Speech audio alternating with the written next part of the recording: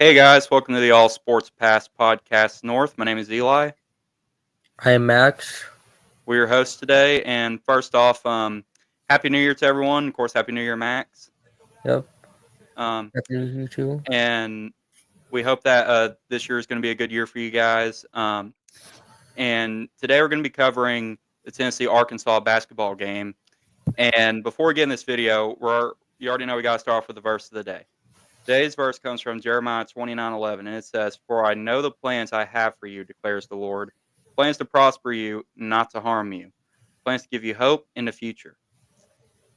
This, uh, there it is right there. Sorry, it just had a little explanation after it confused me there. Yeah, so that's the verse of the day.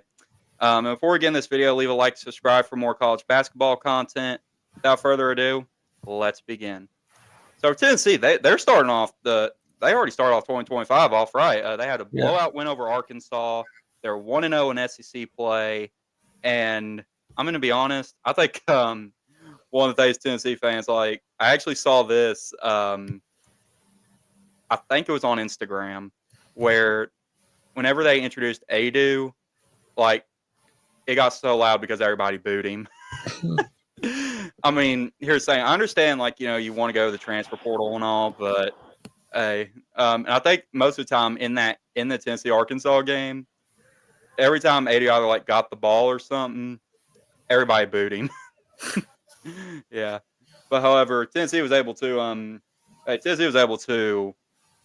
do amazing this game, of course, and being led by Chaz Lanier, of course, he went off this game, and I'm trying to pull this up real quick. And I do also think that there were some highlight plays, and one of those highlights I actually was sent that you'll actually see probably uploaded after this video. But Tennessee went off today, yeah, and Chaz Lanier, of course, had 29 points, went 10 of 20, and went 4 for 4 on free throws, and man, he was pretty much carrying this team today. But I also think it's a good way to start off the year because if you've noticed, like the last couple games, again that Tennessee's played, of course, against MTSU and Norfolk State, those were not their best games in my opinion. Like I think those games were now, of course, the final score is not always the story of the game in my opinion because I watched some of those games and it was closer than it should have been. It just really was. I do think that, of course, Tennessee, I think heading into this new year into SEC competition is now, like they went, like I said multiple times already, they went off today. But I think that something that I noticed is like they're starting to close up some of that space, which I've talked about in previous episodes, and they're doing way better on defense. And of course, the offensive transition is actually way better as well. Like they're also able to hit their shots today. Heck, even Igor Milicic was able to hit a three today. um, and I'm not trying to hate on you, Igor. It's just it's just you'd been in a little slump. But I'm glad to see you were able to get out of it. But I'm gonna be honest. I'm gonna be honest that it seemed like everybody was on rhythm today, and I really think that, of course, you're gonna need this momentum from this game. And of course, I think for Tennessee fans, they're gonna say a revenge on Adu for transferring. But yeah. So, and also a little sum here is that Tennessee, they got a few days. Of course, their next game's Tuesday at Florida, and this is actually Tennessee's. They played one. Hold on, let me do the math. Let me count here. One, two. Of course, this was a neutral site game, so I count it as an away. Um, they, and then three and four, and then 5 games away. And Tennessee versus Illinois was actually the last game they played away. And of course, I think that Tennessee is going to be able to. Oh wait, no, I'm sorry. I actually clicked the. Sorry, I read the wrong thing there. I'm sorry, guys. I miscounted. Um, Man, I guess you could tell what heading into the new year has done to me already, guys. All right. Jokes aside, um, so Tennessee, basically their last road game was actually in December against Illinois. Of course, the buzzer beater game. We covered that game, and that's actually one of the best. I think that was one of the best performing videos we've done.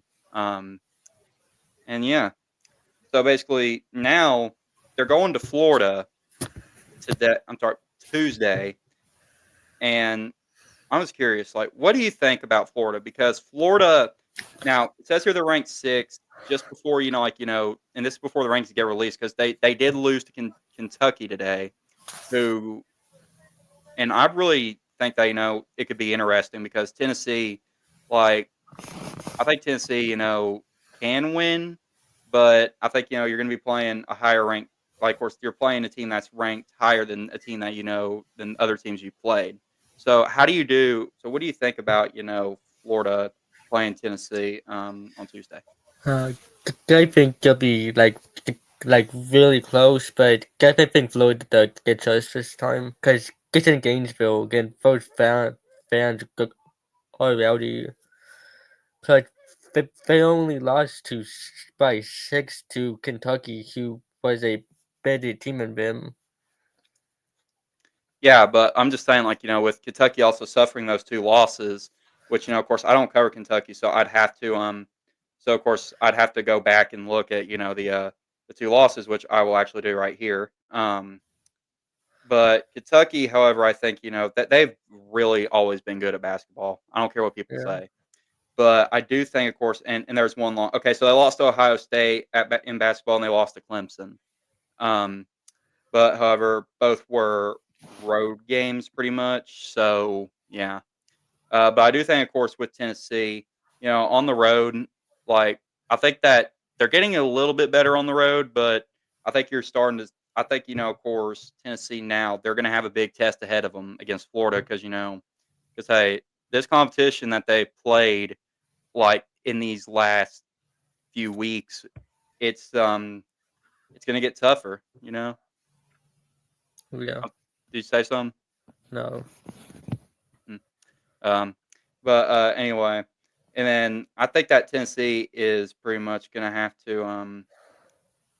Oh, hold on, wait a minute. I'm looking at the wrong timeline there. Yeah, sorry. I actually looked the wrong. I clicked the wrong month. Sorry, man. I'll tell you what. And I already said this, and this is kind of unrelated, but man, I guess the new year has not been nice to me already. But anyway, for Tennessee though, I think they've had some good games. But I do think if you're gonna be able to seal the deal, you're gonna have to, like I said, like do what they did today in the Arkansas game. But I do think, of course, you're gonna have to keep moving great on the transition. I think you're gonna have to obviously keep closing up that space when you're on defense.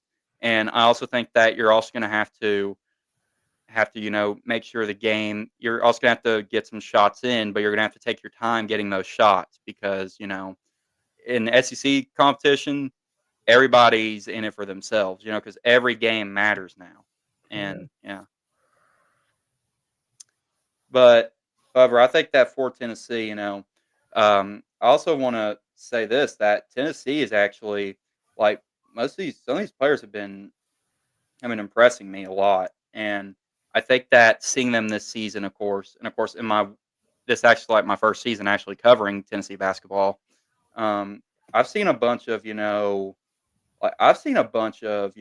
good plays being made, and I really think that for Tennessee, they're going to have to continue making these good plays, and they're going to have to of course if they allow a team like Florida or Kentucky, um, or if Auburn like is still good because like we still have time for Auburn.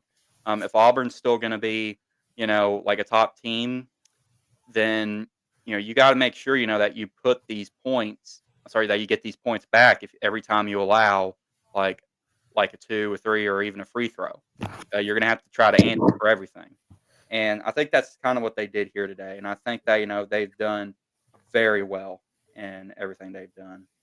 And also, like another player that I really think that stood out to me, of course, obviously is Zakai. He had 7 assists today, which led the team, and it just really kind of showed. I like how Tennessee's doing their passing game, but I also think that, of course, that, like say, you want to have some time, but also think you want to see the open man. And of course, in basketball, I really think that, you take the open shot. I don't care how much time's left on that shot clock. You shoot it.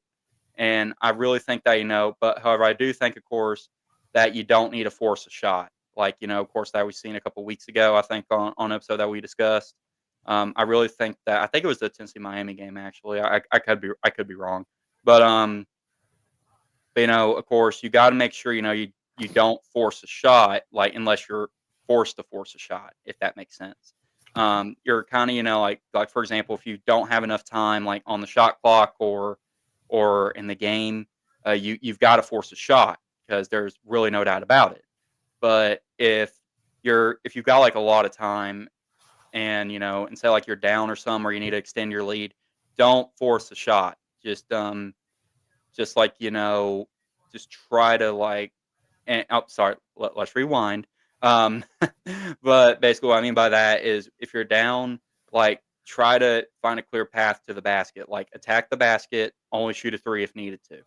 But Tennessee's been so good behind the arc that honestly, I don't even know if my advice even applies to them on this one because, like of course, we've seen Chaz go we've seen Chaz go 5 of 9 from the 3 point line today. He's been a good 3 point shooter all season, and I just think that of course, now personally, if I'm Tennessee, I'd like to see two.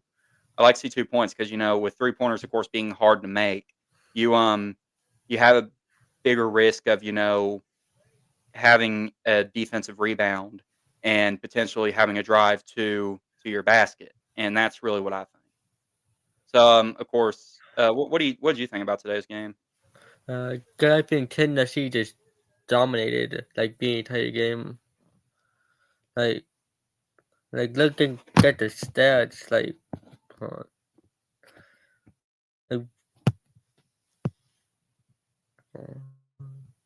here we go.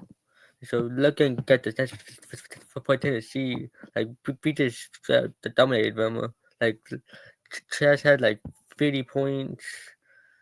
He was one short of 30, and Oh yeah, I was honestly like, because I watched that game, I honestly was shocked he didn't get to 30. Like he was going off, and yeah, yeah, like basically in here, I'm just gonna say this, like like for 3 pointers, he goes 5 of 9, and of course, just to remind that's 15 off threes, and then and of course he also goes 4 for 4 on free throws, so that's 19 right there. So I guess he makes like so I guess he makes like here's I just suck at math, so yeah.